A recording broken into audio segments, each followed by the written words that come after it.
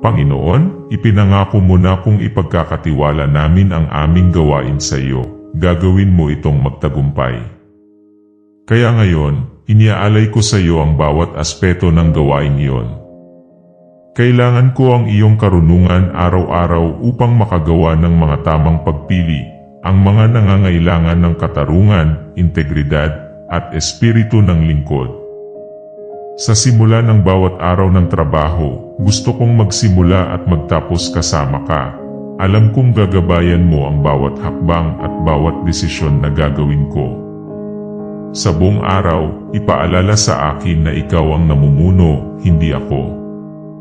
Naway gawin ko ang lahat ng bagay ng may kahusayan sa trabaho na para bang ginagawa ko ang mga ito para sa iyo, Panginoon. Prayer for healing from sickness. My Lord and my God, help me in times of weakness and pain. I ask that you sustain me by your grace so that my strength and courage do not fail. Please heal me according to your will and inspire me to believe that what happens to me here is trivial in light of eternity.